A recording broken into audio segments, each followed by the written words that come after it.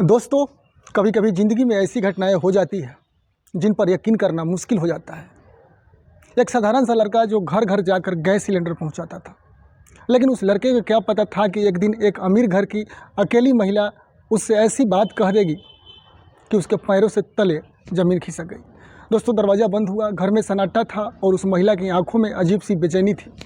वह धीरे धीरे उसके करीब आई और धीमी आवाज़ में बोली, अगर जल्दी में हो तो आज मेरा मुंह ठीक कर दो। तुम्हें ज़िंदगी भर गैस सिलेंडर के लिए लाइन में खड़ा नहीं होना पड़ेगा। दोस्तों, यह सुनकर उस लड़के का दिल ज़ोर ज़ोर से धड़कने लगा। एक तरफ उसकी गरीबी, दूसरी तरफ सामने खड़ी खूबसूरत महिला का प्रस्ताव और तीसरी तरफ उसका डर कि अगर किसी ने देख लिया तो उसकी ज़िंदगी बर्बाद हो जाएगी। आखिर उस दिन उस घर के अंदर क्या हुआ था? यह कहानी दोस्तों सिर्फ एक घटना नहीं, बल्कि अकेलेपन, लालच और इंसानी कमजोरियों की ऐसी सच्चाई है जिसे सुनकर शायद आप भी सोचने पर मजबूर हो जाएंगे। तो दोस्तों, अगर आप पहली बार हमारे चैनल सच्ची घटना पर आए हैं तो चैनल को सब्सक्राइब जरूर करिए और वीडियो को लाइक ज़रूर कर दीजिए, ताकि ऐसी सच्ची घटनाएं आप तक लगातार पहुंचती रहे। और कमेंट में आप लोग ज़रूर बताइएगा कि आप यह कहानी किस शहर और किस देश से देख रहे हैं। तो दोस्तों, यह कहानी है पंजाब के लुधियाना शहर की, जहां उत्तर प्रदेश के एक छोटे से गांव का रहने वाला एक सीधा साधा लड़का फूल सिंह नाम का, जो रोजी रोटी की तलाश में आया था। फूल सिंह की ज़िंदगी बहुत साधारण थी। घर की आर्थिक हालात अच्छी नहीं थी, इसलिए वह कम उम्र में ही काम करने के लिए घर से बाहर निकल गया था। साल 2020 में वह लुधियाना पहुंचा और वहां गैस सिलेंडर सप्लाई करने वाली एक छोटी एजेंसी में काम करने लगा। उस एजेंसी का मालिक राजवीर नाम का एक हरियाणा का आदमी था, जो अपने साथ 4-5 लड़कों को काम पर रखता था।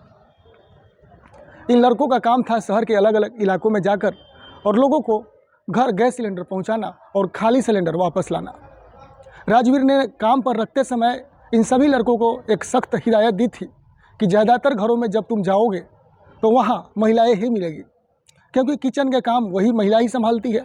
इसलिए कभी किसी महिला से बेवजह बात मत करना और कोई गलत हरकत भी मत करना, क्योंकि अगर शिकायत हो गई तो नौकरी तो जाएगी ही जाएगी, साथ में मुसीबत भी बहुत बड़ी हो जाएगी।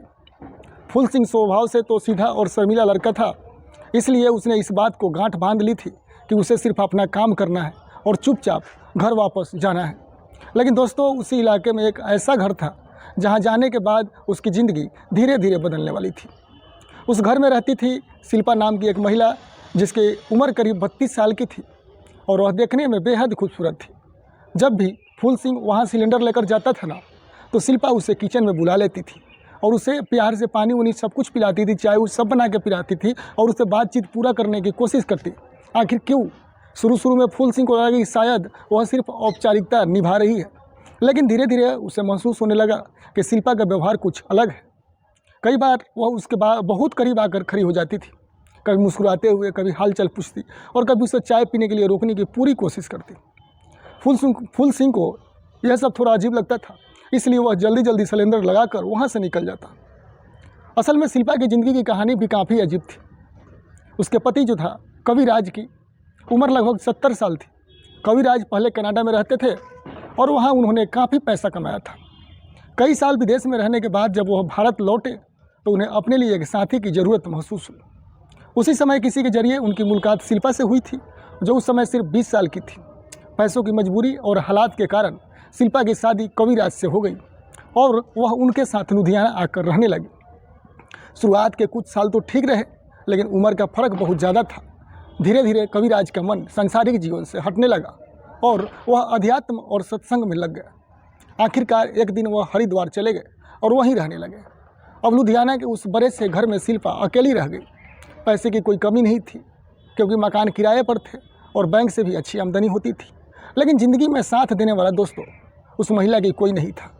यहीं से शिल्पा के अंदर का अकेलापन जो है बढ़ता गया।